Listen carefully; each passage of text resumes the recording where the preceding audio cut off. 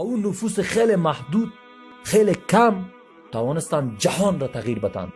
اما ما و تو که در یک قریه و قشلاق هزاران تا جوانهای نمیدانم زدنی خود را میگیرن، اما در خانواده خود اسلام را تطبیق کرده نمیتوان، در خانواده خود حاکم نیستن. صحابه رسول الله صلی الله علیه و سلم اولین اصولی که داشت فهم واقعی از اسلام داشت که متاسفانه ما نداریم. ما در تذکره نام خود اسلام گذاشتیم، گفتیم که ما مسلمان هستیم الحمدلله، خب متاسفانه نفهمیدیم که مسلمان چی معنا، متاسفانه نفهمیدیم معنی اسلام چی است. خود را مومن گذاشتیم، نفهمیدیم که ایمان یعنی چی.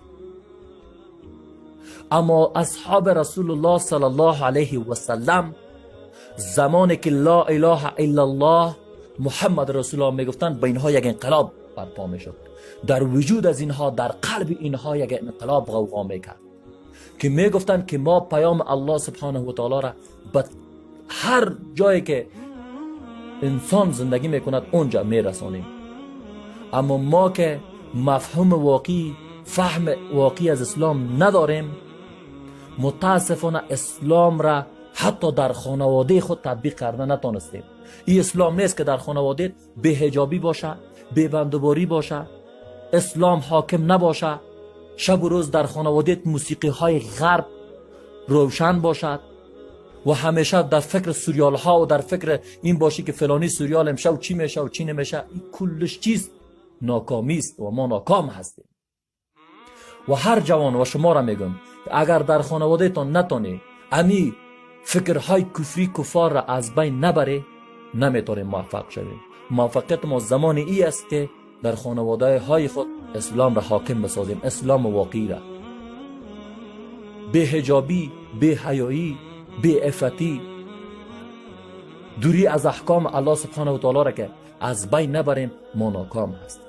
و اصحاب رسول الله صلی الله علیه و سلم از اسلام فهم واقعی داشتند. با اون نفوس خیلی محدود، خیلی کم توانستن جهان را تغییر بدن.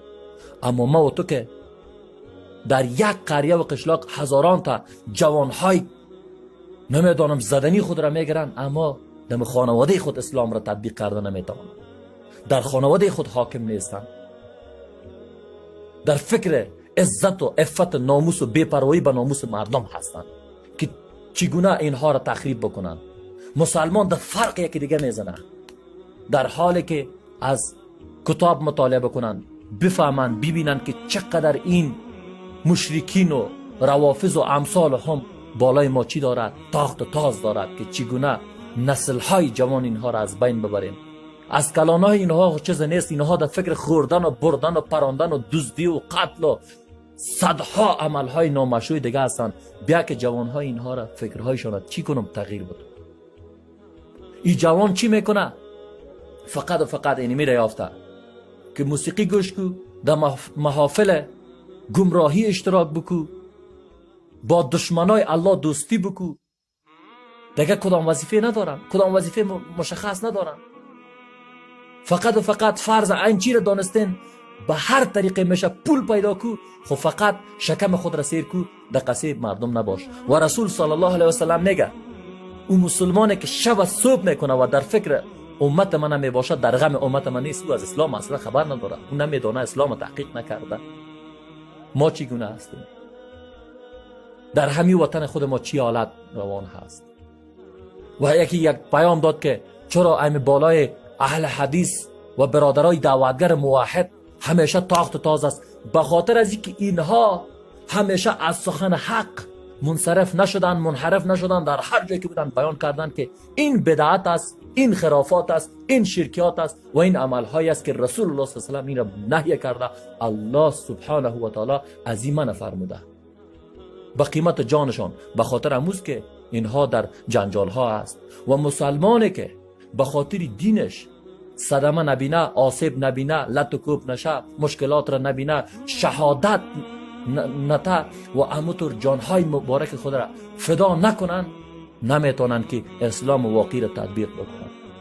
اسلام واقعی در حقیقت او اسلام است که از جان ما، از مال ما، از همه امورات ما رد شویم به خاطر الله سبحانه و تعالی. صحابه امی اصل داشت، از تمام امورات دنیایی گذشته بودن به خاطر کامیابی و سرفرازی به آخرت خود. اما ما تمام امورات اخروی خود را، آخرت خود را فدای دنیای 4 روزه کردیم که این دنیای کثیف همگی را فریب داده، همگی بده، همهشان اگر توانایی مبارزه را نداره مقابل حداقل زبان الله داده. سخن حق خودش جهاد است. سخن حق در مقابل ظالم، در مقابل حکام ظالم، طواغیت، خودش جهاد است، کامیابی است، پیروزی است، سربلندی است، هم در دنیا هم در آخرت. چرا شما آرام هستید؟ چرا برپا نمیکنید؟ چرا نمیخیزید که ای جوان هوشیار باش، این تلویزیون هایی که در خانواده‌تان آمده و امثال هم این تلفن ها که فیلم های مبتذل را آوردی به بدبختیت است و این قدر بی‌حجابی و بی‌حیایی را میبینی، چرا خاموش نشستی؟ تو چطور از اسلام؟ خب اگر در تذکره مسلمان هستی ایران گفته نمیتونی.